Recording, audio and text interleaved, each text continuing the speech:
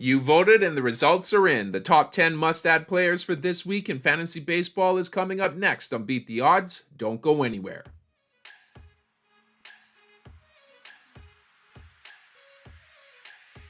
Hello sports fans and welcome back to another episode of Beat the Odds.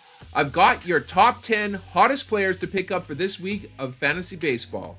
I want to thank all of you for casting 737 total votes, which was the driving force behind this week's list. Now, before I reveal the list, if you're a fan of this content, please smash that like button. And if you're new here and appreciate quality fantasy baseball insight, don't forget to subscribe and ring that notification bell so that way you don't miss an episode. Also, keep an eye out for the polls on who you should be picking up ahead of Week 19. Do you have a burning fantasy baseball question? Ask me on Q. Go to askmeonq.com/beattheodds, submit your question, and for a small fee, I will personalize a response and send it to your email. It's super easy to do, and it's a great way to get fantasy baseball advice while also supporting this channel. Now let's kick off this list at number 10. We have Austin Wells, 32% owned, 60% of the catcher's votes this week, 6 runs, 2 homers, 8 runs batted in, and a .372 average over the last 2 weeks. Now watching Austin Wells play, it's easy to forget that he's still just in his rookie season. He's a good fielding catcher and he's got a great eye at the plate, but most importantly, he hits cleanup on the Yankees and he's started in 15 of the team's last 17 games. With all of the experimenting that the team has been doing at the top of the lineup, they may end up giving Wells a shot there given that he walks in 12.6% of his plate appearances. Let's go to number 9. We have Josh Bell, 40% owned, 24% of the infielders' votes this week, 8 runs scored, 7 homers, 11 runs batted in, .350 average over the last 2 weeks. His Diamondback career started with a bang, literally. Bell crushed 2 homers against Pittsburgh on Friday. He's currently filling in at first base for the injured Christian Walker, who should be out for the next 3 weeks or so. But until then, Bell is worth a look as he's a great source of power and he's currently hitting in the middle of a suddenly potent Diamondbacks lineup. Moving on to number 8, we have Jake Burger, 60% owned, 27% of the infielders' votes here this week, 8 runs scored, 6 homers, 9 runs batted in, and a .313 average over the last 2 weeks. Burger is kind of the last man standing in Miami. If it wasn't for the recent resurgence of another player on this list, Burger might come up to the plate with far fewer teammates on base. As it stands, he is the Marlins' most dangerous power hitter, and he's locked into a premium position in their lineup for the rest of the season. Burger is a good pickup for those who are looking for a safe bet on the corners. Moving on to number 7, we have Spencer Schwellenbach, 60% owned, 59% of the starters' votes this week, a win, 29 strikeouts, a 3.15 ERA, and a .75 whip over the last 2 weeks. Now, Schwellenbach is worth a pickup in any league with the way that he's been pitching recently. He has yet to issue a walk since the All-Star break, and he has only walked a minuscule of 3.8% of his opponents all season long.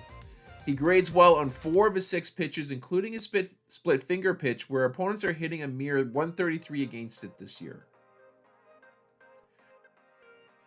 Let's go to number 6. We got Kobe Mayo, 32% owned. He's picked up a run so far in his major league career, but this is your public service announcement to pick up the newest Oriole phenom that has made his way to the majors. The 22-year-old third baseman has a cannon for an arm, and he is at over 1,000 OPS for the season in the minors. Now, I wouldn't expect him to hit for a high average out of the gates, but he is certainly capable of putting a few over the fence before the season ends. Moving on to number 5 with Eugenio Suarez, 54% owned, 36% of the infielders' votes here this week, 13 runs scored, 6 homers, 11 runs batted in, and a .348 average over the last 2 weeks. Now, Suarez has just posted a career-best July. He came into the month with just 6 homers and 32 runs batted in, batting .196 for the season, but he's produced 10 homers and 27 runs batted in 24 games in July. He's as hot as anybody right now, and if you can find him on your waiver wire, then he's certainly worth a pickup. He's still hitting in the bottom third of the order, which is really the only knock that I currently have against him.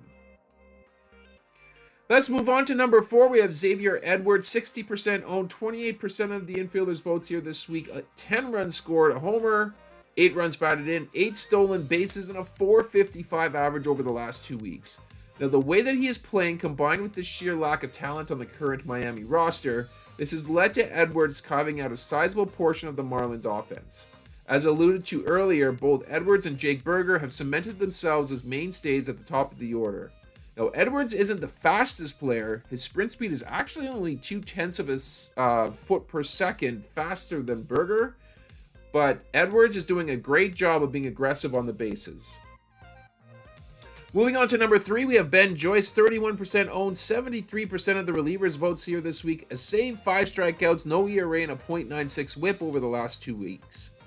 He hasn't been given the reins quite yet, but Joyce did pick up his first career save in yesterday's win against the Mets. Now, it's no secret that he has an absolute hose for a fastball, but he does need to work on his walk rate to become a mainstay closer.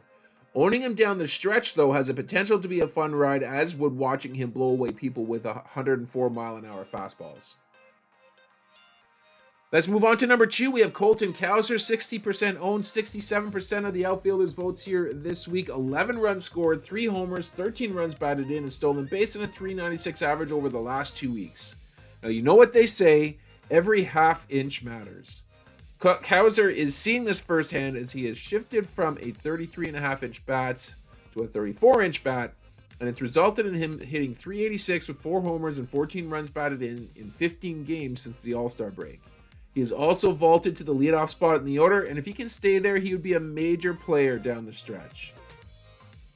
And finally, at number 1, you probably would guess this, we have Jackson Holliday, 60% owned, 61% of the infielders' votes here this week. 4 runs scored, a homer, 6 runs batted in, and a .357 average over the last 2 weeks. Now, so far, his second call-up is going way better than the first. Holliday is not going to be a lock for 20 homers or 20 stolen bases. However, he could be a lock for walking more than he strikes out, and that's a great place to start for any rookie hitter. How he finishes the season is going to dictate where he gets picked in drafts next year. As it stands right now, I'd say he's worth a mid-round pick. And that's going to do it here for this episode. I hope you guys enjoyed it. If you did, please leave a like on the video and, of course, subscribe to the channel for more content like this. I'm going to sign off for now, but I'm going to catch you guys on the next episode.